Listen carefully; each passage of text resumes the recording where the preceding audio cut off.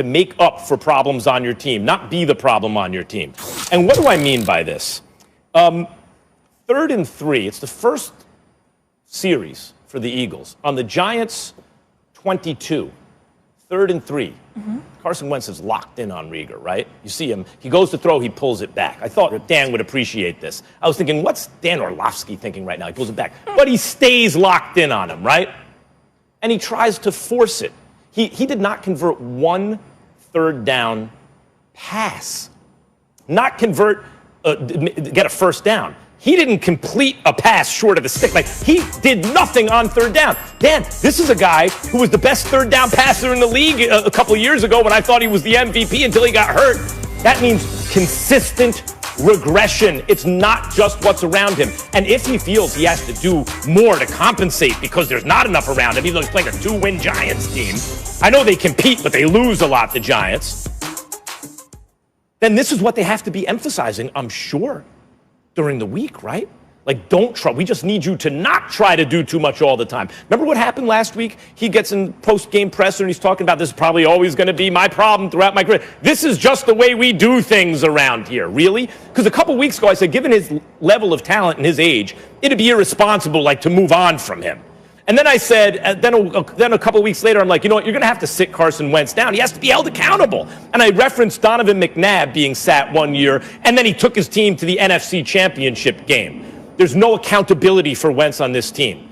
I don't know if it's because he has the owner's ear or what it is, but there's no accountability. He can basically do whatever he wants, which is why the kind of mistakes he makes don't get fixed. He was once again outplayed by the opposing quarterback. He is outplayed every single week by the opposing quarterback. He's never posted a quarterback rating better than the opponent this year. Never, not one time. He's 31st in passer rating this year. So and by the way, I identified the regression in the second half of last. I'm actually proud of myself. I apparently saw it, and Orlovsky, who's one of the best, didn't see it. It was regression, and it's continued. The trend has continued. Of course, Wentz is the problem. Well, first of all, you're always inexplicably proud of yourself. Let's not act like that's new. You're proud of yourself every moment of every day. That's number one. Number two, it's always a hard subject for me to tackle on this show, Molly, Dan Orlovsky, when it comes to Max, because on one hand, I totally disagree with him about Carson Wentz. On the other hand, I'm so proud of him for sticking to this one point. It almost brings tears to my eyes. He has not wavered, not one bit. The ultimate waffler has not wavered. He has been consistent in his position about Carson Wentz, and it makes me so proud of him that he hasn't danced like the late Fred Astaire or moonwalked like Michael Jackson. I got to give Max credit for that. He is consistent with this Carson Wentz thing, but he's wrong, and here's why he's wrong. Max Kellerman yesterday. Carson Wentz got popped 13 times. 13 times this man got hit yesterday, okay? I mean, they were all over him. There was no protection from the offensive line. You had Jason Kelsey out of the shotgun spot that couldn't snap the damn ball high enough, okay? Kept snapping the ball low. That was problematic. They don't protect them. The receivers aren't getting open all the time. Sometimes they're open and Carson Wentz does miss them. But obviously, most of the time, that's not the case. And then you got the combination of Sanders and Scott running the football. Is there something wrong? I mean, did Miles Sanders do something to somebody? The brother's averaging about 6 yards a carry.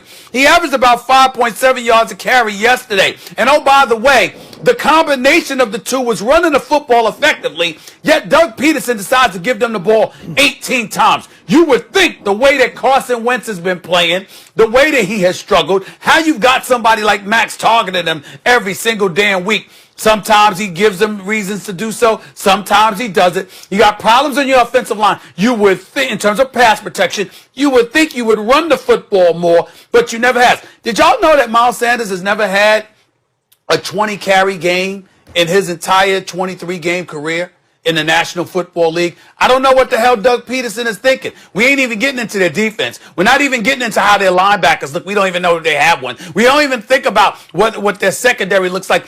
Everything seems discombobulated, and that's why before I even get to Carson Wentz, I got to get to Doug Peterson. Listen, I like the man. I'm fond of him. I think about him winning the Super Bowl with Nick Foles as his quarterback. But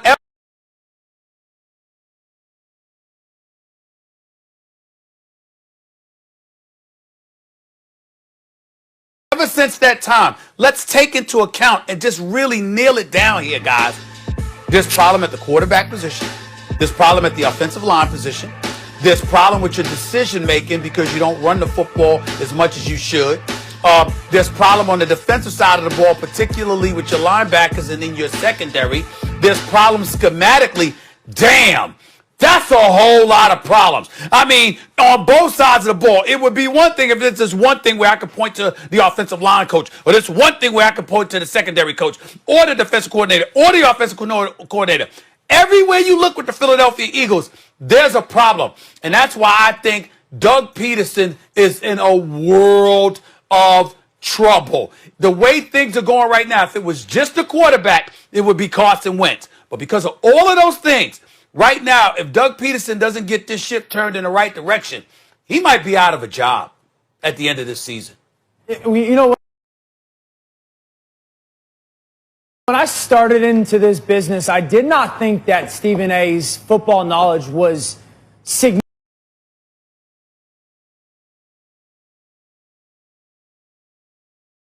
significantly greater than Max's. And after that last 3 minutes, I realized how much more football Stephen A knows than Max. All right, so Max, I'm kind of rip apart your argument. It's right now the biggest problem with the Philadelphia Eagles is their coaching.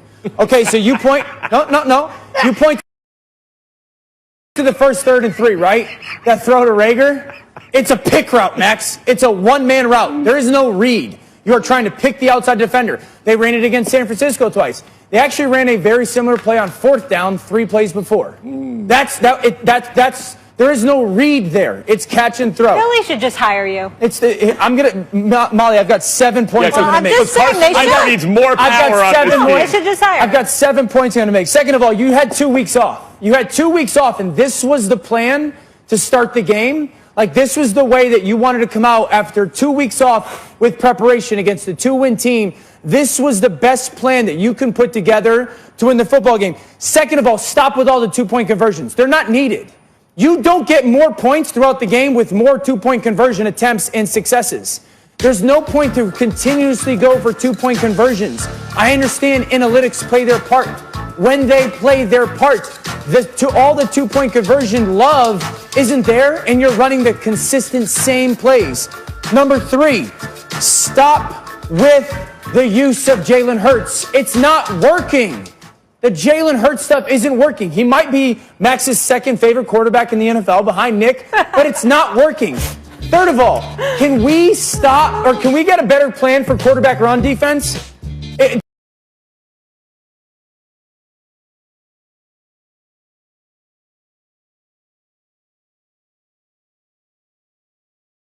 Did you guys not practice defending quarterback run over the past 2 weeks? Because the last time you played the Giants, Daniel Jones lit you up in it, and they go right down the field their first drive of the game and score off quarterback run.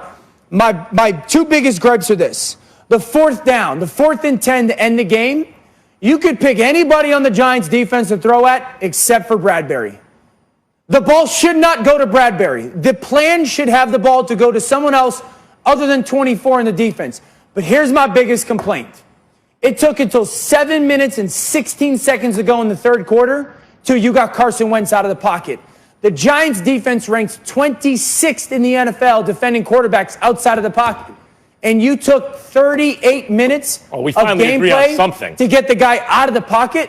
So listen, there's a lot of things to point to with this plan. I love this excuse making. No, here's the difference between you and I, Max. Yes, please tell me.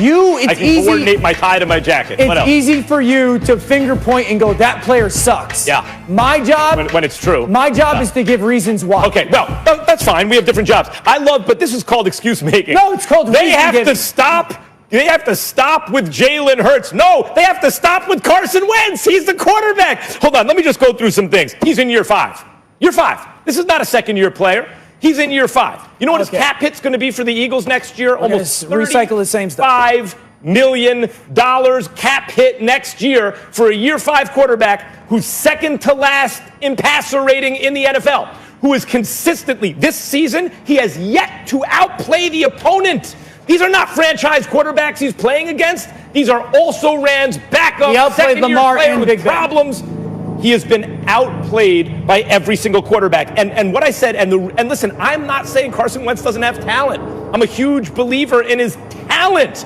But the regression at this point, I don't even know. So why the regression, Max? I don't know if... Could it be the coaching? No, I think he has too much power on the team. I suspect it's a direct line to the owner, and I think he has not been held accountable. And as a result, the regression continues. So you think I'm making excuses, and I know you're making assumptions. He went from the number 1 player in the league on the money down, on third down, to dead last. He has 0-0 on the money down. He was 0 against the Giants yesterday, a weak NFC East opponent. That defense is a top 10 defense. It's still happening. The Giants are a top 10 defense. Is it still happening, yes or no? Is Wentz, the regression that I identified last year, is it continuing this year, yes or no? No.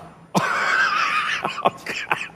Impervious to reality. Stephen A., I stick to my guns, so you're aware. I stick to my point when the evidence supports my point. That's why I'm still on.